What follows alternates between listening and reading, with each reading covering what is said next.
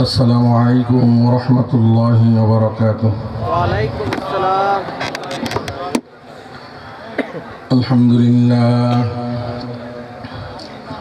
الحمد لله نحمده ونستعينه ونستغفره ونؤمن به ونتوكل عليه ونعوذ بالله من شرور أنفسنا ومن سيئات أعمالنا. من يهده الله فلا مضل له ومن يضلله فلا هادي له. ونشهد أن لا إله إلا الله وحده لا شريك له. ونشهد أن سيدنا ونبينا وحبيبنا ومولانا محمدا عبده ورسوله أرسله بالحق بشيرا ونذيرا وداعيا إلى الله بإذنه وسراجا منيرا. أما بعد فقد قال الله تعالى في كلامه المجيد والفرقانه الحميد: أعوذ بالله من الشيطان الرجيم. بسم الله الرحمن الرحيم. وإذ تأذن ربكم لئن شكرتم لأزيدنكم ولئن كفرتم إن عذابي لشديد. وقال رسول الله صلى الله عليه وسلم: آية المنافق ثلاث: إذا حدث كذب، وإذا وعد أخلف، وإذا اؤتمن خان، أو كما قال عليه الصلاة والسلام. صدق الله المولانا العظيم وصدق رسوله النبي الكريم، ونحن على ذلك من الشاهدين والشاكرين، والحمد لله رب العالمين. اللهم صل على محمد وعلى آل محمد كما صليت على إبراهيم وعلى آل إبراهيم إنك حميد مجيد. اللهم بارك على محمد وعلى آل محمد كما باركت على إبراهيم وعلى آل إبراهيم إنك حميد مجيد. بلغ العلا بكماله كشف الدجى بجماله حسنت جميع خصاله. صلوا عليه وآله. بلغ العلا بكماله كشف الدجى بجماله حسنت جميع خصاله. صلوا عليه وآله. لا إله إلا الله جر لا إله إلا الله جر لا إله إلا الله সবাই لا إله إلا الله جر لا إله إلا الله لا إله إلا الله إلا الله لا إله إلا الله جل لا إله لا إله إلا الله لا إله لا إله إلا الله محمد رسول الله সাল্লাল্লাহু আলাইহি ওয়াসাল্লাম। সকলে একবার মুহাব্বতের সাথে পড়ে নেই সাল্লাল্লাহু আলাইহি ওয়াসাল্লাম।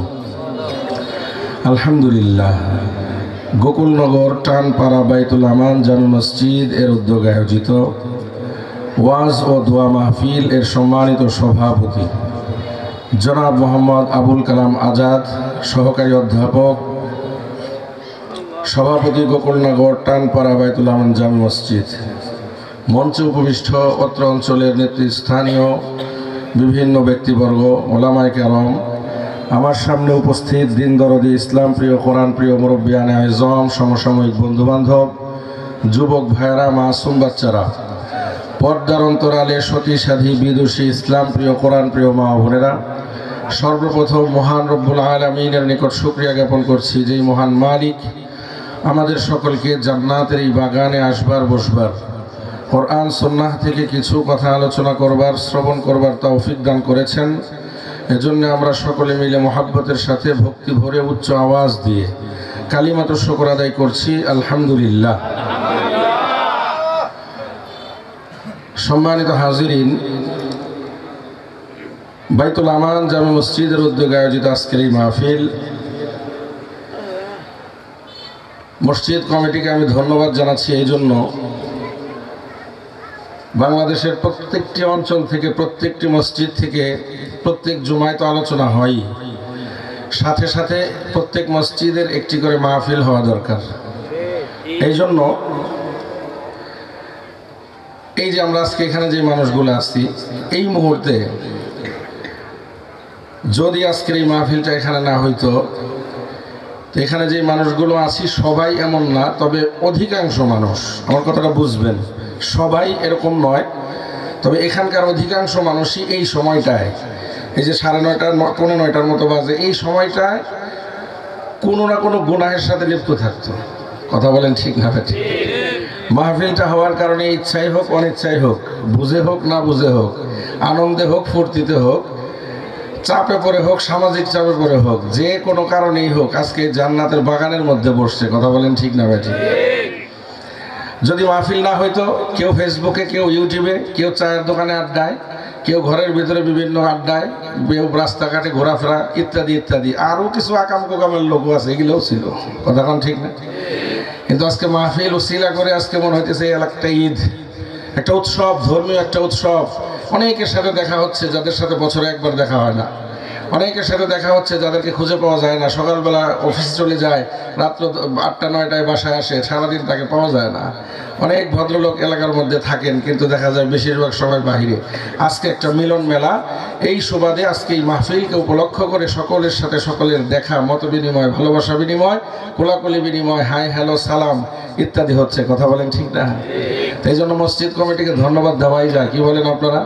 এই জন্য আমরা মসজিদ কমিটিকে ধন্যবাদ দিচ্ছি, সভাপতি সাহেব, সেক্রেটারি সাহেব সহ প্রত্যেকটা যারা এই মাহফিলের সাথে আজকে জড়িত আছেন, বুদ্ধি পরামর্শ, ভালোবাসা, মহাব্বত দিয়ে, সময় দিয়ে সকলকে আমরা ধন্যবাদ জানাই এবং আল্লাহর কাছে দোয়া করি, আল্লাহ এদেরকে আল্লাহ আপনি দ্বীনের খাদেম হিসেবে কবুল করেন। বলেন আমিন। আমিনটা একটু জোরে বলেন। মানুষ কিন্তু একবারে কম না, মানুষ কিন্তু ভালোই আছে। রাস্তায় যদিও এর থেকে বেশি মানুষ, ঠিক আছে, যার যেখানে মজা লাগবে সে তো সেখানেই থাকবে। কারো কোরআনের মাহফিল ভালো লাগবে তো সে আসবে, আর কারো কোরআনের মাহফিল ভালো লাগবে না, ওর কানের ভিতরে মাইক লাগাইলেও ভালো লাগবে না, ও বাদাম বাজাই খাইবো আর চটপটেই খাইবো। কথা বলতে ওরে আপনি আনতে পারবেন না। ওর কপালে যদি আল্লাহ তাআলা হেদায়েত না দেয়, আমার আর আপনার কোনো হেদায়েত দেওয়ার ক্ষমতা আছে? জোরে বলেন, আছে? জোরে বলেন। এজন্য আওয়াজ কিন্তু কম দেওয়া যাবে না, কারণ এটা মুসলমানের দেশ। কথা বলেন ঠিক না ঠিক? আমরা অনেক বছর কণ্ঠরোধ করা হয়েছিল আমাদেরকে, আমরা আওয়াজ তারপরেও বন্ধ করি নাই। তবে স্বাধীনভাবে, স্বাধীন বাংলায় স্বাধীনভাবে ইসলামের কথা বলবার জন্য বর্তমান সময়টা সব থেকে উপযোগী সময়। এই জন্য বন্ধুরা, আমরা সবাই চাই এই দেশে ইসলামের পতাকা উড্ডীন হোক। কথা বলেন ঠিক না ঠিক?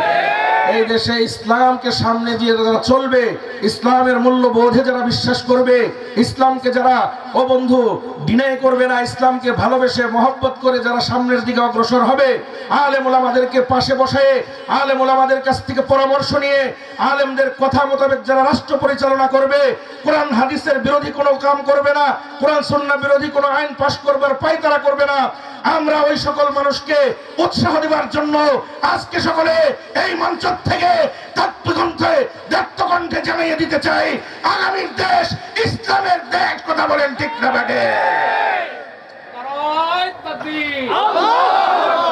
নারায়ে তাকবীর। সময় কম। আমার সাথে আমরা এখানে যারা আছি সবাই মুসলমান। কথা বলেন ঠিক না বেটে? মুসলমান বাঘের জাতি, সিংহের জাতি। মুসলমানের আওয়াজ বিড়ালের মতো হতে পারে না। মুসলমানের আওয়াজ, মুসলমান একজন থাকবে তো বাঘের মতো গর্জন দিবে। কথা বলেন ঠিক না বেটে? মুসলমানের আওয়াজ সিংহের মতো গর্জন দিয়ে বলতে হবে নারায়ে তাকবীর। এই তো মোটামুটি হয়েছে, মাশাআল্লাহ, কাছাকাছি আসছে। আরেকটু হইলেই শুরু হয়ে যাবে ইনশাআল্লাহ আওয়াজ। কারণ আওয়াজ তো হইতেছে ভালোই, আওয়াজ হইতেছে, কিন্তু আর একটু দরকার, পুরোপুরি হয় নাই। নির্বাচনের সময় যে আওয়াজ হয় এরকম হয় নাই। নির্বাচনের সময় আমার ভাই তোমার ভাই নিজ দিয়ে লুঙ্গি নাই, আছে না নাই? মানে আমার ভাই তোমার ভাই লাভ দিছে, নিজ দিয়ে লুঙ্গি খুলে পড়ছে, খবরই নাই, আছে না নাই? কথা কর, আছে না? সারা রাত আমার ভাই তোমার ভাই কইলো, সকালবেলা সোয়াব কয় কেজি হয়েছে? কথা কর না, সোয়াব হয়েছে? আর এখানে যদি একবার আল্লাহর নাম বলেন, সুবহানাল্লাহ, আলহামদুলিল্লাহ বলেন, লা ইলাহা ইল্লাল্লাহ, আল্লাহু আকবার বলেন, সোয়াব আছে না নাই? আরো জোরে বলেন, সোয়াব আছে না নাই?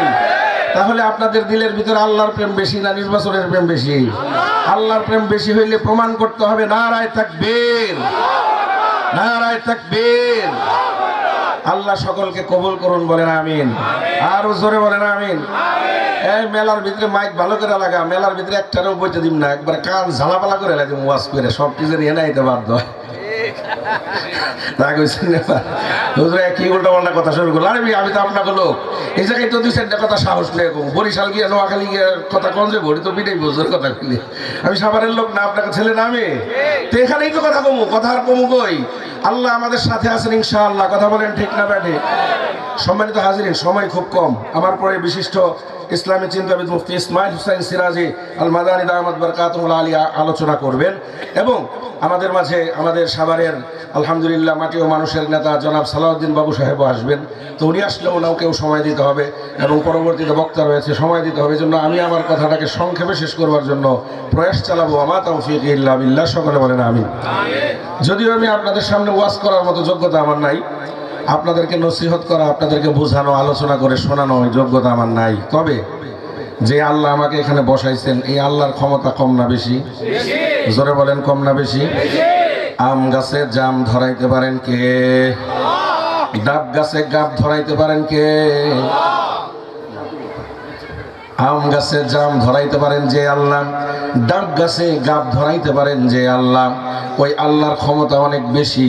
ওই আল্লাহ তাআলা চাইলে অযোগ্যের দ্বারাও অনেক বড় বড় কাজ করাইতে পারেন। কথা কোন ঠিক না ব্যাঠি? পক্ষান্তরে মানুষ খুব যোগ্য, কিন্তু যদি আল্লাহ না চান তার দ্বারা কোনো কাজ হয় না। কথা কোন ঠিক না? এই জন্য আমাদের দেশে একটা কথা আছে প্রচলিত, ছেলে খেলে ভালো কিন্তু বল পায় না। অর্থ কি? যোগ্যতা আছে কিন্তু আল্লাহ তাআলা দিয়ে কাম নেয় নাই, এই জন্য সে বল পায় না, মানে খেলতে পারে না। আর যদি আল্লাহ চায় তাহলে অযোগ্যের দ্বারাও আল্লাহ ভালো কাজ দিতে পারেন কি পারেন না? আমি এটা বিশ্বাস করি। এই জন্য আমি, যদিও যোগ্যতা নাই আপনাদেরকে ওয়াজ বয়ান করবার মতো, কিন্তু তারপরেও আমি আল্লাহর সাহায্য চাই, আপনার কাছে দোয়া চাই, সকলের কাছে দোয়া চাই।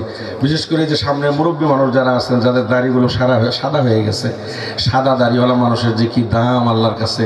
আল্লাহ তাআলা বলেন, সাদা দাড়িওয়ালা মানুষ যখন আমার কাছে কোনো দোয়া করে, আমি আল্লাহ তাআলা ওই সাদা দাড়িওয়ালার দোয়াটাকে ফেরত দিতে শরম পাই। বলেন সুবহানাল্লাহ।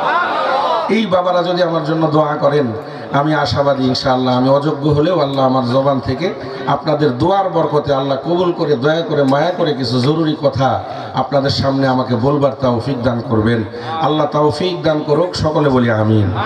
আপনারা সকলে দোয়া করতে রাজি আছেন তো সবাই ইনশাআল্লাহ? আমি আপনাদের সামনে কালামে হাকিম থেকে সূরা ইব্রাহিম, একটি সূরার নাম শুনছেন তো? সূরা ইব্রাহিম। ইব্রাহিম এমন এক নাম, এই নাম শুনে নাই কোনো মুসলমান নাই। আমাদের মুসলিম জাতির পিতা নাম কি? বলেন না, সবাই বলেন না। যদিও গত কিছু 16-17 বছর আমাদেরকে অন্যভাবে পচা পানি খাওয়াইয়া পচা মানুষের নাম রে জাতির পিতা কইবার লেগে বাধ্য করছে, কিন্তু আসলে মুসলমান জাতির পিতা কে? জোরে বলেন কে? ইব্রাহিম আলাইহিস সালাতু ওয়াস সালামের নামে আল্লাহ সূরা নাজিল করেছেন, সূরাতুল ইব্রাহিম। সূরা ইব্রাহিমের 7 নম্বর আয়াত আমি আপনাদের সামনে তিলাওয়াত করেছি। 7 নম্বর আয়াত সূরা ইব্রাহিমের অত্যন্ত প্রসিদ্ধ একটি আয়াত। এই আয়াত সম্পর্কে আপনাদের কম ও বেশি সকলেরই জানা আছে। এই আয়াতের তাফসীর সম্পর্কে, আয়াতের ব্যাখ্যা সম্পর্কে, অর্থ সম্পর্কে কম বেশি আপনারা সকলেই জানেন। আর আমি আজকে যে ওয়াজটা করব এটা নতুন কিছু না, আপনাদের জানা বিষয়। এখানে অনেক মুরব্বীরা আছে আমার থেকে বেশি জানে, আমাকে পড়াইতে পারবেন। অনেক ভাই বেরাদাররা আছেন অত উচ্চ শিক্ষিত মানুষ, আমার থেকে অনেক জ্ঞানী গুণী, কিন্তু আল্লাহ তাআলা এই মুহূর্তে কিছু সময়ের জন্য আমাকে দায়িত্ব দিয়েছেন আপনাদেরকে বোঝানোর জন্য। আমি যে আপনাদেরকে বোঝাবো নতুন কিছু আইনা বোঝানোর ক্ষমতা আমার নাই। কোরআনের তাফসীরের মধ্যে মুরব্বীরা যে কথাগুলো লিখছে, পুরাণ কথা যেগুলো আপনারা জানেন, আমি আজকে আপনাদেরকে একটু স্মরণ করাইয়া দেবো, জাস্ট যেন মুযাকারা আপনারা যেন আমলটা সুন্দর মতো করতে পারেন ইনশাআল্লাহ। ওয়া মা তাওফীকি ইল্লা বিল্লাহ। আরো একবার যদি আমিন বলতেন খুশি হইতাম। আমিন। আল্লাহ তাআলা বলেন, ওয়া ইয তাআযানা রাব্বুকুম লা ইন শাকারতুম লা আযীদান্নাকুম ওয়া লা ইন কাফারতুম ইন্না আযাবী লাশাদীদ। আর স্মরণ করো যখন নাকি তোমাদের প্রভু তোমাদেরকে বলেছিলেন, কি বলেছিলেন? লা ইন শাকারতুম লা আযীদান্নাকুম ওয়া লা ইন কাফারতুম ইন্না আযাবী লাশাদীদ। আল্লাহ তাআলা বলেন, আমি আল্লাহ তোমাদেরকে বান্দা তোমাদেরকে যে নিয়ামত দিয়েছি, আল্লাহ আমাদেরকে নিয়ামত দিয়েছেন না দেন নাই? বলেন না, দিয়েছেন না দেন নাই? হাজার হাজার লক্ষ লক্ষ কোটি কোটি নিয়ামত আল্লাহ আমাদেরকে দিয়েছেন। আমরা যা কিছু দুই চোখ দিয়ে দেখি না, অনুভব করি না, সব কিছুই আমাদের জন্য নিয়ামত। আমরা আমাদের শরীরটা দেখি, আমরা আপনাকে দেখি, আপনি আমাকে দেখেন। আমি মাটির উপরের জিনিস দেখি, নিচের জিনিস দেখি না। আসমানের নিচেরটা দেখি, উপরেরটা দেখি না। কিন্তু আসমান জমিনের বাহিরে, মাটির নিচে, মাটির গভীর থেকে গভীরতম স্তরে, আসমানের উচ্চ থেকে উচ্চ জায়গায় ও আমাদের জন্য আল্লাহ নিয়ামত রেখেছেন। কথা বলেন ঠিক না? চন্দ্র, সূর্য, গ্রহ, নক্ষত্র, খাল, বিল, নদী, নালা, যা কিছু আমরা দেখি, যা কিছু দেখি না, ও বন্ধু, পানির নিচে, মাটির নিচে আমাদের জন্য আল্লাহ সুপেও পানি রেখেছেন, আমরা কেউ দেখি না। আল্লাহ তাআলা আমাদেরকে বুদ্ধি দিয়েছেন, মানুষকে এমন যন্ত্র লাগায় দিয়েছে, সাবমার্সেবল, এরকম কল মেশিন লাগায় দিয়েছে, মাটির 800 ফিট গভীর থেকে সুপেয় পবিত্র স্বচ্ছ সুন্দর পানি, মিষ্টি পানি আল্লাহ তাআলা আমাদের জন্য মাটির 800 ফিট গভীরে, 60 ফিট গভীরে, 260 ফিট গভীরে, 400 ফিট গভীরে, বিভিন্ন স্তরে স্তরে আল্লাহ আমাদের জন্য সুপেয় পানি রেখেছেন। কথা কোন ঠিক না বেটি? দেখি না, কিন্তু আছে না নাই? ও বন্ধু, আমাদেরকে আল্লাহ কত কিছু দিয়েছেন যেটা দিয়ে আমরা দেখি। এই যে আজকে আমাদেরকে দুনিয়ায় দেখেন, এখনকার যুবক ছেলেরা খালি মোবাইল, কথা বলো না, কথা বলবো না বাবারা। এই জমানায় মোবাইলের খুব দাম। যার মোবাইলের ক্যামেরার যত পাওয়ার বেশি, তার মোবাইলের দাম বেশি। মোবাইল কিনবার সময় জিজ্ঞেস করে এটা কত মেগাপিক্সেল ক্যামেরা, 100, 150, 200। আবার আইফোন, ওটার মধ্যে তো মানে 7, 8, 10 মেগাপিক্সেল ক্যামেরায় অন্যান্য ফোনের 100-150 মেগাপিক্সেলের সমান। তো মানুষ ফোন কিনে কথা কওয়ার জন্য, কিন্তু ক্যামেরাটা ভালো কিনা এটা দেখে কিনে। কথা কান ঠিক না? তো ক্যামেরা এত কি হইলো, ক্যামেরার এত দাম? ক্যামেরার মধ্যে যে পাওয়ার আল্লাহ দিয়েছেন, এই শোনেন, এই ক্যামেরার মতো বিজ্ঞানীরা গবেষণা করে বলেছেন, আল্লাহ যে মানুষকে চোখ দিয়েছেন, এক একটা চোখের মধ্যে কমপক্ষে 200 ক্যামেরার সমপরিমাণ রেজলিউশন আল্লাহ দিয়েছেন। বলেন সুবহানাল্লাহ। একটার মধ্যে যদি এরকম 200 থাকে, তাহলে আরেকটার মধ্যে কয়শো? এই যে আল্লাহ আমাদেরকে এত দামি চোখ দিয়েছেন, এই যে নিয়ামত আল্লাহ দিয়েছেন আমাদেরকে, নাক, কান, চোখ, মুখ, সব কিছু আল্লাহর নিয়ামত। এই নিয়ামতগুলো আল্লাহ তাআলা যে আমাদেরকে দিলেন, এই নিয়ামতগুলো দেওয়ার পরে আল্লাহকে আমাদের কাছ থেকে বিল চাইছেন, মাসিক কোনো বিল? দুনিয়াতে আপনি যত নিয়ামত সরকার থেকে ভোগ করবেন, সব কিছুর বিল আছে। আপনি পৌরসভার মধ্যে বাড়ি করবেন, এখানে একটা ট্যাক্স আছেই।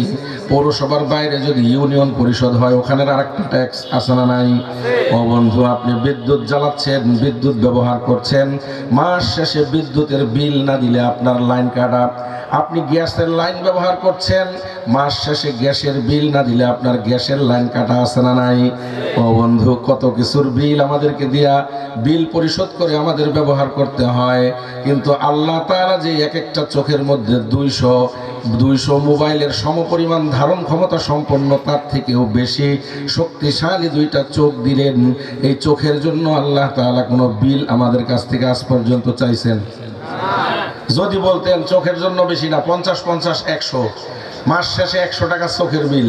অনেক মানুষ আছে 70 বছর যাবৎ দেখতেছে আল্লাহর দেওয়া চোখ দিয়া, এই 70 বছর 100 টাকা মাসিক বিল দিয়া দেখা সম্ভব হইতো? আমার আর আপনার মতো অনেক মানুষ আছে যাদের 30, 40, 50 বছর বয়স। প্রত্যেক মাসে যদি চোখের 100 টাকা বিল দিতে হয়তো আমি আর আপনি অনেকেই হয়তো পারতাম না। কথা কোন ঠিক না বে ঠিক? আল্লাহ চোখ দিয়েছেন, কিন্তু আল্লাহ চোখের জন্য কোনো বিল নেন না। ও বন্ধু, আল্লাহ চোখ দিয়েছেন, এই চোখের কেমন দাম! একটা চোখ যদি নষ্ট হয়ে যায়, সারা পৃথিবীর সকল ডাক্তার এক জায়গায় হয়েও একটা চোখ ঠিক করবার মতো ক্ষমতা নাই। কথা কোন ঠিক না বে ঠিক? গত মাসের আগের মাসে ইন্ডিয়া গেলাম আব্বাকে নিয়ে অসুস্থ চিকিৎসার জন্য। ওখানে গিয়ে এক ভদ্রলোকের সাথে দেখা হইল। মাশাআল্লাহ, দেখতে অনেক সুন্দর এক ভদ্রলোক, যেমন ফিগার তেমন কালার শরীরের, উঁচা লম্বা, প্রায় 6.5 ফিট লম্বা, খুব সুন্দর সুঠাম দেহের অধিকারী, দেখতেও খুব সুন্দর। আবার কালো চশমা সানগ্লাস ব্যবহার করছে, দেখে মনে হয় একেবারে নায়ক। কথাবার্তার এক পর্যায়ে জিজ্ঞাসা করলাম, ভাই কি লিগাইছেন? চিকিৎসার জন্য আইসি। আমার আজকে আপনি আইসেন কি? আমি কইলাম আমার বাপরে নিয়ে আইসি। আপনি আইসেন কি? চোখের চিকিৎসা। চোখে কি হয়েছে? চোখ একটা নাই। চশমা খোলার পরে দেখলাম আসলেই তার এক চোখ একদম নাই। তো জিজ্ঞেস করলাম কি অবস্থা, ডাক্তাররা কি বলছে? বাংলাদেশের ডাক্তার তো সব ফেল। ইন্ডিয়া আসার পরে ডাক্তাররা বলছে আপনার এই চোখ আর ভালো হবে না। আমি ডাক্তাররা বলছিলাম, ডাক্তার 10 কোটি টাকা দেবো। 10 কোটি? কয় কোটি বলেন না? কয় কোটি? 10 কোটি টাকা তো খুব কম নাকি? কথা কন কম? আমার আর আপনার 10 কোটি টাকা কয়জনের আছে? 10 কোটি টাকা তো কম না, অনেক টাকা। 10 কোটি টাকা দেবো, আপনি আমার চোখ ভালো করে দেন। ডাক্তার বলছে 10 কোটি না, 100 কোটি 1000 কোটি দিলেও সম্ভব না। আপনারা যেটা খোদাই দিয়েছিল ওটা নাই, ওটা আর জোড়া লাগানো সম্ভব নহে। তা আমি এই যে বেটা বললো, ভদ্রলোক বললেন যে 10 কোটি টাকা দেওয়া হবে, কিসের জন্য বলছেন জানেন? যদি বেটার কাছে 100 কোটি থাকতো তো বেটা 100 কোটি দিতে চাইতো তার চোখের জন্য। তার কাছে ছিলই 10 কোটি, অথবা তার 10 কোটির মালিক, সেই জন্যই বলছে 10 কোটি। 100 কোটি থাকলে 100 কোটিও বলতো।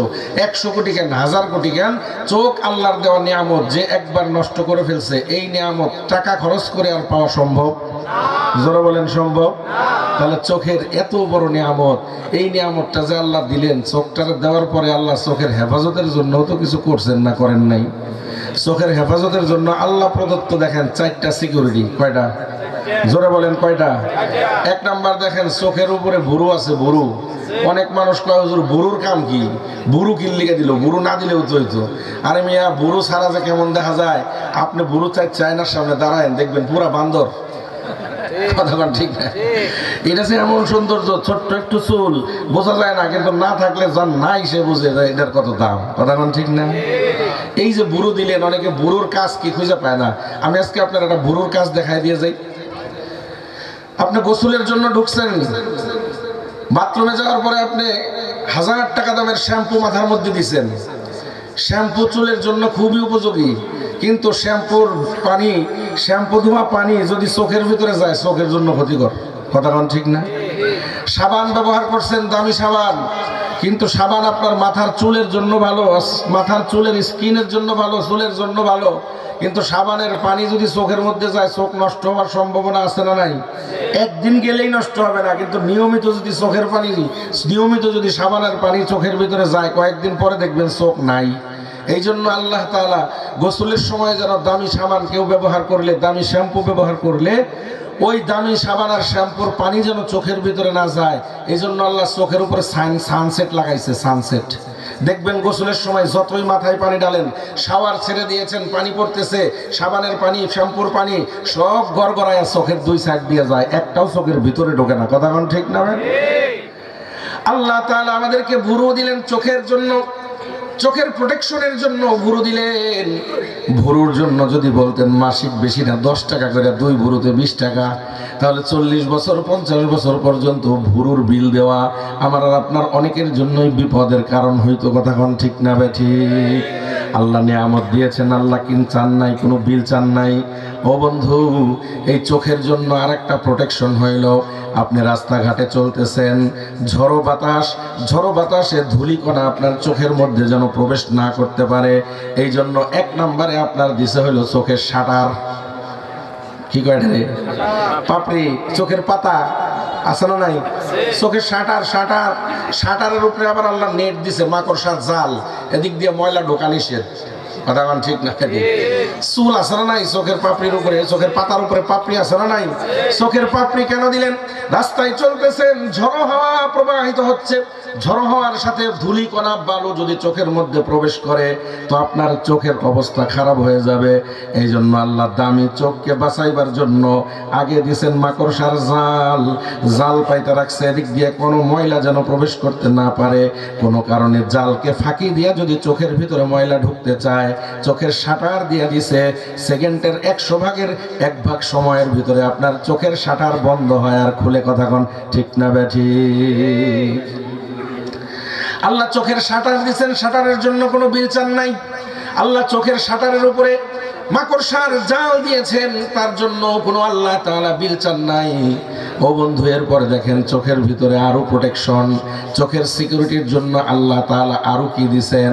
কোনো কারণবশত যদি চোখের মধ্যে ধুলাবালি জমে যায়, ময়লা ধুলাবালি ঢুকেই যায়, চোখের 2 কর্নারে 2টা ছোট্ট ছোট্ট গর্ত আছে, এখান দিয়ে পানি আসে, চোখের মধ্যে 2টা ডলা দিয়েছেন, পানি আইসা সব ময়লা এখান দিয়ে বের হয়ে যায়। কথা কোন ঠিক না বেঠিক?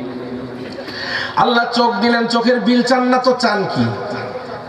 চোখ দিলেন কিন্তু চোখের বিল চান নাই, তা আল্লাহ একটা কিছু তো চান না? আল্লাহ তাআলা নাক দিলেন, নাক কিসের জন্য দিয়েছেন? নাক আল্লাহ তাআলা আমাদেরকে দিয়েছেন অনেক কাজের জন্য, এর মধ্যে প্রধান 2টা কাজ আমি বলে যাই। নাকের 1 নাম্বার কাজ হলো, নাক আপনার 2টা, নাকের মধ্যে 2টা রাস্তা আছে, সুড়ঙ্গ আছে। একটা সুড়ঙ্গ দিয়ে আপনি বাতাস টানবেন, আপনি অক্সিজেন নির্মল বাতাস টানবেন। এই বাতাসটা নাক দিয়ে যাইতে যাইতে যাইতে যাইতে আপনার বুকের বাম পাশে একটা মেশিন আছে, নাম হলো হার্টের মধ্যে আপনার বাতাসটাকে দিবে। হার্ট এইভাবে পাম্প করবে, পাম্প করে করে আপনার নির্মল স্বচ্ছ বাতাসটাকে গ্রহণ করবে। এরপরে যখন পাম্প করতে করতে গাদ বের হবে, তেল থেকে যে গাদ বের হয়, ওই গাদটার নাম হলো কার্বন ডাই অক্সাইডটা আবার যেন একই জায়গা দিয়ে বের না হয়, এই জন্য আল্লাহ নাকের আর একটা সুড়ঙ্গ দিছেন। 1 নাক দিয়ে আপনি বাতাস টানবেন, নির্মল বাতাস আপনার হার্ট পর্যন্ত পৌঁছবে। হার্ট যখন কার্যক্ষমতার পরে বাতাসটাকে দূষিত করে দিবে, ওই দূষিত বাতাসটা যেন ওই রাস্তা দিয়ে না যায়, আর একটা রাস্তা দিয়ে ওটা ছাড়ার জন্য ব্যবস্থা করে দিছেন। বলেন সুবহানাল্লাহ। কইলেন না? মনে হয় যে খুব রাগ হয়েছেন আপনারা, মনে হয় না? রাগ করছেন না? অসুবিধা হইতেছে আপনাদের? অসুবিধা হয়নি? কর না। আর অসুবিধা হইলে তো সুবিধা, আপনার অসুবিধা মানে আমার সুবিধা, বুঝেন না কেন? অসুবিধা হয়। আল্লাহ তাআলা চোখের নাকের 1 নাম্বার কাজ হইল নিঃশ্বাস টানা, অক্সিজেন গ্রহণ করা। নাকের 2 নাম্বার কাজ হলো আপনি যা খাবেন আপনার খাদ্যকে পরীক্ষা করে দেওয়া।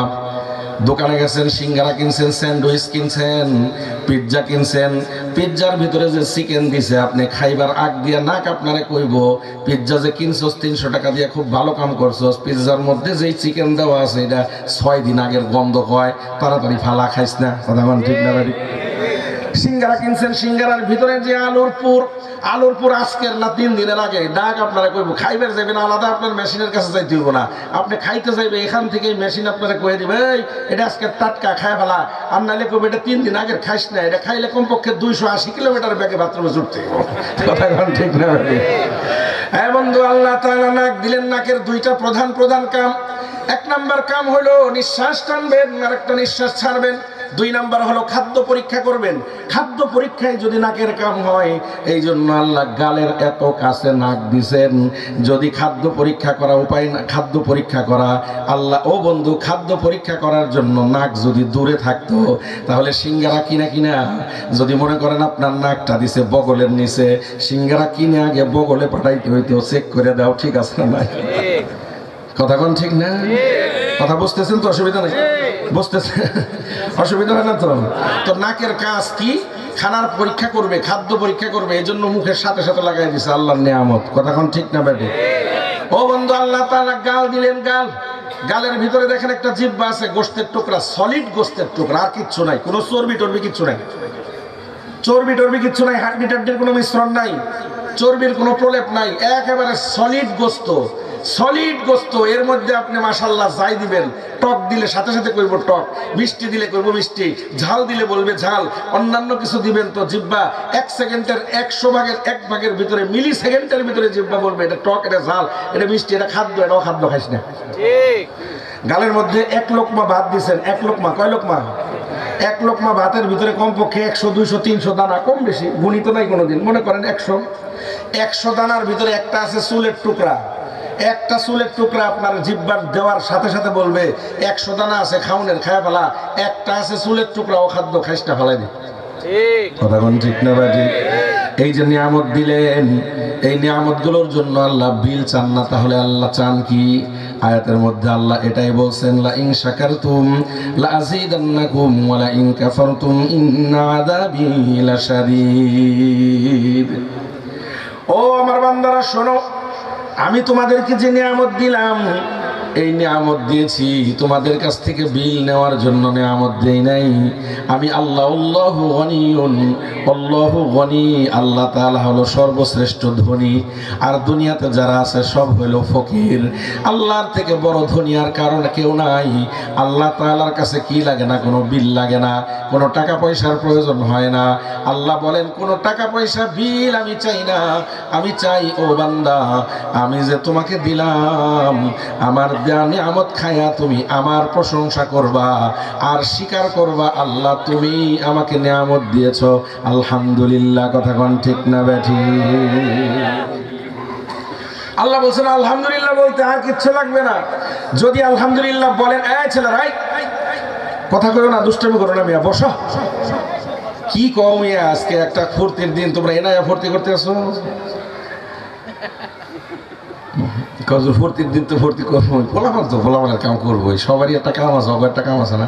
সভাপতি সবচেয়ে বই রয়েছে, কামটা কি? সভাপতিত্ব করা। বক্তায় বই রয়েছে, বক্তার কাম কি? বক্তব্য দেওয়া। শ্রোতার কাম শোনা। তোর পিচ্ছির কাম কি? দুষ্টামি করা।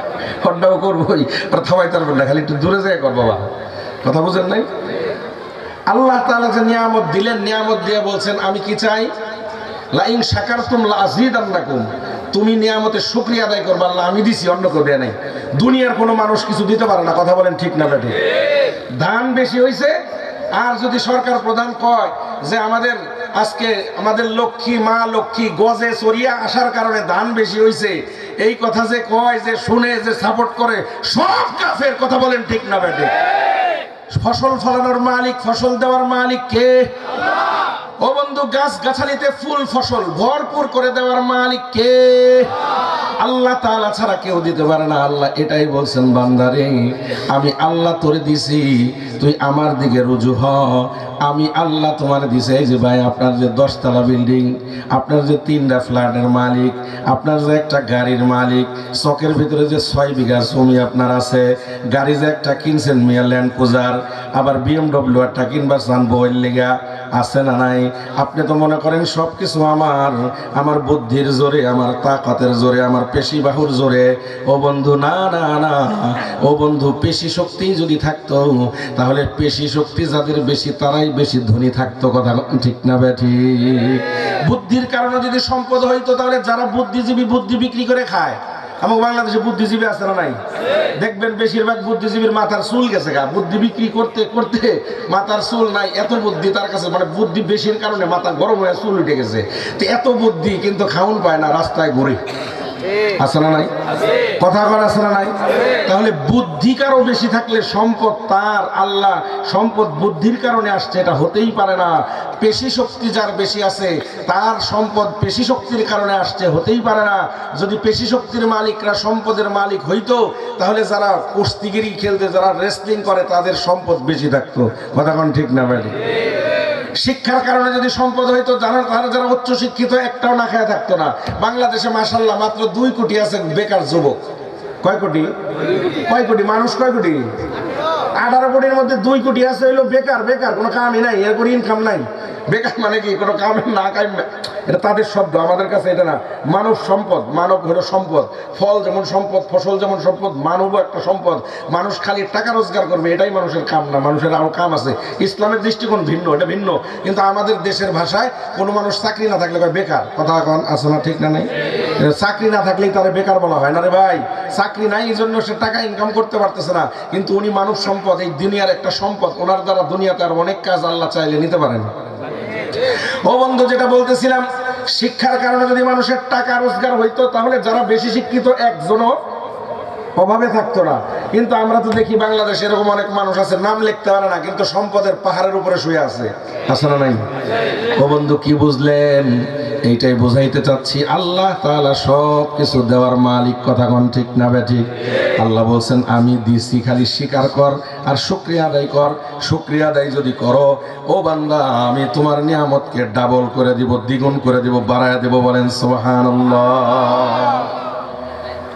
এখন একজনের আবার এই এই কই যায়, এই কই যায়, কি এত তাড়াতাড়ি বিড়ির নেশা? 2 ঘন্টা তো যাইবার দে, 10টা মিনিট হয় নাই বিড়ি খাওয়ার লেগে দৌড়ায়। 1 নাম্বার ধরছে 15 মিনিট 1 নাম্বার ধরে হয়েছে। বুড়া মানুষ যারা আছে হেরা যদি উঠতো তাহলে বুঝতাম ডায়াবেটিসের রোগী আছে, তাইলে হ্যাঁ একটু 1 নাম্বার তাড়াতাড়ি ধরতো। পোলা মানের কি আর 1 নাম্বার তাড়াতাড়ি? কোনো 1 নাম্বার না, আজকে সবাই বই থাকছে। ঠিক আছে ইনশাল্লাহ? রাজি আছেন সবাই ইনশাল্লাহ? বেজার হন নাই তো? সময় কম, এই জন্য আমি তাড়াতাড়ি টানতেছি, সামনে অনেক কথা আছে, এগুলো কইতে হইব। আল্লাহ তৌফিক দান করেন, বলেন আমিন। আল্লাহ তাআলা কি চান? আল্লাহ তাআলা, দিকে যুবক, আল্লাহ তাআলা বলেন আমি যে দিছি তুই স্বীকার কর। যদি স্বীকার করস, শুকরিয়া আদায় করস, আমি আল্লাহ তোরে বাড়ায় দিব। এখন আমাদের দেশে তো কিছু মানুষ আছে চোখ থাকতেও কানা, আছে না নাই? এই যদি প্রশ্ন করে হুজুর আপনি যে কইলেন আল্লাহ নিয়ামত শুকরিয়া আদায় করলে বাড়ায় দিব, তাহলে কান 2টা আছে, শুকরিয়া আদায় করলে 4টা হয়ে গেল। চোখ 2টা আছে, শুকরিয়া আদায় করলে বাড়ায় দিব, কোথায় কইছে না? 4টা যদি হয়ে যায়, হ্যাঁ দোস্ত, তাফসীরের কিতাবে এই প্রশ্নের জবাব আছে। আল্লাহ তাআলা বলেন আমি বাড়ায় দেব, এর অর্থ আছে আপনারে আমি চোখ দিছিলাম 70 বছর আগে, আজকে বয়স হয়েছে 70, 65 বছর বয়স হয়েছে, চোখের পাওয়ার আগের মতো থাকার কথা না, কিন্তু তুই শুকরিয়া আদায় করছো। এই জন্যই তো বান্দারে 70 বছর বয়সে পত্রিকা পড়ো, চোখে চশমা লাগে না। কথা কোন ঠিক না ভাই? তোমার কান, তুমি তো কানের ভিতরে সারাদিন লাগায় রাখো, কি জানি এটারে কয় মুলা, হ্যাঁ হ্যাঁ যুবক, কি জানি লাগায় ওরে মোর আল্লাহ রে, কানের ভিতরে লাগাইয়া যদি 2 কানের মধ্যে জোরে গান শুনে, কান কয়দিন ঠিক থাকবো? কোন খোদাই কে তোরে গান শুনবার কান দিছে? খোদাই গান শুনবার কান দিছে? এই কানের ভিতরে ইয়ারফোন লাগাইয়া ডিক ডিক ডিক ডিক যদি আওয়াজ শোনো, কয়দিন কান ঠিক থাকবো? 25 বছর বয়সে মেশিন লাগান লাগবো। কথা কোন ঠিক না ভাই? এই জন্য খোদাই কইছে তুই শুকরিয়া আদায় করবি, তোর মেশিন লাগান লাগবে না। 70 বছর বয়সেও ওই যে উত্তরপাড়া মসজিদের যে আজান হবে রাত্রেবেলা 4টার সময়, তুই ঘরের ভিতরে বসে আজান শুনবি, তোর কানের পাওয়ার আমি আল্লাহ এইভাবে বাড়াইতে থাকবো। বলেন সুবহানাল্লাহ। ও বন্ধু, আল্লাহ তাআলা আমাদেরকে কত নিয়ামত দিয়েছেন জানা নাই? ও বন্ধু, মাত্র 2-3টা দেখাইলাম। আপনি আপনার চেহারার দিকে তাকাইলেই দেখবেন হাজার হাজার নিয়ামত আল্লাহ দিয়ে রাখছেন। ও বন্ধু, এই যে আল্লাহ হাত দিছেন, হাতের মধ্যে কি সুন্দর দেখেন, ভাঁজ করতে পারেন। ও বন্ধু, একটা হাত মাত্র কতটুক, 2 বা 2.5 ফিট। 2.5 ফিটের হাতের মধ্যে দেখবেন কবজির মধ্যে একটা হাড্ডি, এখানে একটা হাড্ডি, এখানে মাত্র 3টা হাড্ডি। শরীরের মধ্যে 360টা হাড্ডির জোড়া আছে। ও বন্ধু, হাতের মধ্যে পুরা 2 হাতের মধ্যে 3 হাড্ডি। আবার এই আঙ্গুলের মধ্যে আসলে 4 আঙ্গুলের 4 ইঞ্চির মধ্যে 3টা 4টা করে হাড্ডি। আছে না নাই? আছে না নাই? আপনার প্রশ্ন হইতে পারে আল্লাহ এতগুলা হাড্ডি হাতের মধ্যে দিয়ে রাখছেন কে? এই হাতের মধ্যে আড্ডি না থাকলে কি হইতো জানেন? খুব সোজা, বেশি কিছু করার লাগতো না, বেলসার মতো খালি মারণ লাগতো, ভাত আর খাইতে পারতেন না। বুঝলেন নাই? ভাত যে ধরবেন, ভাত ধরতে পারতেন না, বেলসায় যেমন মাটি বালি উঠায় দেখেন নাই, খালি বেলসা দিয়ে মারা লাগতো গালের ভিতরে। কিন্তু আল্লাহ এমন সিস্টেম করে আড্ডি দিয়েছে, ধরতে পারবেন, ছাড়তে পারবেন, একটা 2 আঙ্গুল 3 আঙ্গুল 5 যেমনি ইচ্ছা সেমনি। কথা কোন ঠিক না বেটি? এগুলো সব নিয়ামত। কয়টা নিয়ামতের কথা বলবো? আল্লাহ কোরআনের মধ্যে বলছেন, ওয়া ইন তাউদ্দু নি'মাতাল্লাহি লা তুহসুহা। আল্লাহ বলেন, ও দুনিয়ার মানুষ শোনো, তোমরা সারা দুনিয়ার যত মানুষ তোমাদেরকে আমি আল্লাহ পাঠাইলাম, কিয়ামত পর্যন্ত যত মানুষ দুনিয়াতে আসবে সবাই এক জায়গায় বসে একটা মাঠের মধ্যে বৈশা যদি আমি আল্লাহ তোমাদেরকে কয়টা নিয়ামত দিছি গণনা শুরু করে দাও, কিয়ামত হয়ে যাবে। ও বান্দারা, আমার দেয়া নিয়ামত গণনা করে শেষ করতে পারবে না। বলেন সুবহানাল্লাহ। এই যে আল্লাহ নিয়ামতগুলা দিবেন, এই নিয়ামতগুলোর মধ্যে 1 নাম্বার নিয়ামত কোনটা জানতে মনে চায় কি চায় না? অনেক নিয়ামত, শত শত হাজার হাজার লক্ষ লক্ষ, গণেই শেষ করা যাবে না। এর মধ্যে 1 নাম্বার একটা আছে না নাই? 1 নাম্বার নিয়ামতটা আজকে একটু আলোচনা করে এই বয়ান শেষ করার চেষ্টা করবো ইনশাআল্লাহ, অল্প সময়ের ভিতরে ইনশাআল্লাহ। আল্লাহ তৌফিক দান করেন, বলেন আমিন। 1 নাম্বার নিয়ামতটা জানতে মনে চায় কি চায় না? শাহ ওলিউল্লাহ মুহাদ্দিস দেহলভী রাহমাতুল্লাহি আলাইহি উপমহাদেশের অন্যতম একজন আলেম দিন, যিনি সর্বপ্রথম এই এশিয়া মহাদেশে ও বন্ধু বুখারী শরীফ সহ সিহা সিত্তার কিতাবের সবক দর্শ সর্বপ্রথম যিনি দান করেন। ওনার আগে এই এশিয়া মহাদেশে, পুরা উপমহাদেশে, এশিয়া না উপমহাদেশের ভিতরে ভারত পাকিস্তান, ইন্ডিয়া ভারত পাকিস্তান এই পুরোটা মিলা যে উপমহাদেশের মধ্যে সিয়াসিত্তার কিতাব পড়ানোর কোনো যোগ্য লোক ছিল না। সর্বপ্রথম শাহ ওলিউল্লাহ মুহাদ্দিস দেহলভী রহমতুল্লাহি আলাইহি আরব থেকে পড়ে এসে এই ইন্ডিয়ার বুকে, এই উপমহাদেশের বুকে সর্বপ্রথম তিনি এই হাদিসের কিতাব পড়ান। সুবহানাল্লাহ। উনি একটা কিতাব লিখছেন, কিতাবের নাম হলো হুজ্জাতুল্লাহিল বালিগা। এই কিতাবের মধ্যে তিনি আল্লাহ তাআলার নিয়ামতগুলো নিয়ে আলোচনা করছেন। এর মধ্যে তিনি র্যাঙ্কিং দিয়েছেন, 1 নাম্বার 2 নাম্বার 3 নাম্বার 4 নাম্বার এভাবে র্যাঙ্কিং দিয়েছেন নিয়ামতের। 1 নাম্বার যে নিয়ামত তিনি বলেছেন সেটা হলো, দেখেন খুব স্বাভাবিক, খুব সহজ, আপনার ধারণাও হবে না যেটা 1 নাম্বার নিয়ামত হতে পারে। 1 নাম্বার নিয়ামত শাহ ওলিউল্লাহ মুহাদ্দিস দেহলভী রহমাতুল্লাহি আলাইহি বলেন, আল্লাহ আমাকে আপনাকে যে মানুষ বানাইছেন এটা হলো 1 নাম্বার নিয়ামত। সুবহানাল্লাহ বলতে মন চায় না? আল্লাহ চাইলে আমাকে আপনাকে গরু, গাধা, ছাগল, ভেড়া, মহিষ বানাইতে পারতেন কি পারতেন না? রাস্তার কুকুর বানাইতে পারতেন কি পারতেন না? আমি আর আপনি কেউ আল্লাহর কাছে দরখাস্ত করি না আল্লাহ মানুষ বানায়ও।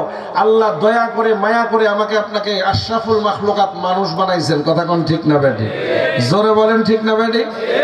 এখন একটা প্রশ্ন করি, আমি যদি তালাশ করি, ভাই এই যে মানুষ হইলেন, 1 নাম্বার নিয়ামত পাইলেন, এই জায়গায় আমরা এই 10 থেকে নিয়ে 70 বছরের মানুষের জায়গায় আছে।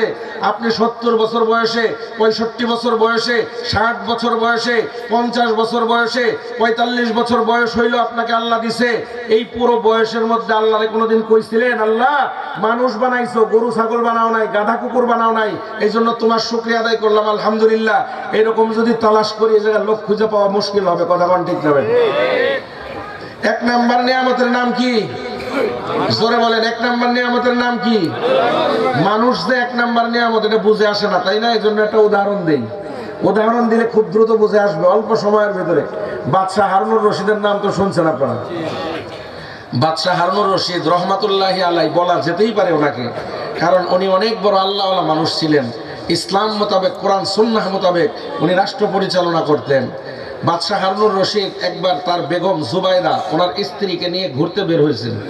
বিকালবেলা খুব সুন্দর পরিবেশ, দজলা নদীর তীরে বাদশাহ তার বেগমকে নিয়ে ঘুরতে বের হয়েছেন। মৃদুবন্ধু বাতাস প্রবাহিত হচ্ছে, একদম সন্ধ্যাবেলা গধূলি লগ্নে সূর্য অস্তমিত হচ্ছে। সূর্যের যে রক্তিম লালিমা, এই সূর্যের রক্তিম লালিমার আভা ওই দজলা নদীর পানির মধ্যে পড়েছে। এখান থেকে আভাটা আলোক ছটা হয়ে বাদশাহ হারুনুর রশিদের স্ত্রীর চেহারার মধ্যে আলোটা লেগেছে। বাদশাহ হারুনুর রশিদ বেগমের দিকে তাকায়া অভিভূত হয়ে গেছে, ভালোবাসায় একদম বিমোহিত হয়ে গেছে। বাদশাহ এবার বিবিকে বলতেছে, বিবি আমার কাছে মনে হয় পৃথিবীতে তোমার থেকে সুন্দর কোনো মেয়ে আল্লাহ বানান নাই। সুবহানাল্লাহ কোন? সুবহানাল্লাহ কইতে মন চায় না? বিবিরে কইছিলেন কোনোদিন এই কথা? বহুত পাবলিকরে খুঁজে পাবেন, বিয়ে করার আগে 40 জায়গায় কইছে এই কথা। হ্যাঁ, মেসেঞ্জারে, ইমোতে, হোয়াটসঅ্যাপে কত জায়গায় কত কিছু কইছে, কিন্তু বউরে কোয়ার টাইম নাই। আছে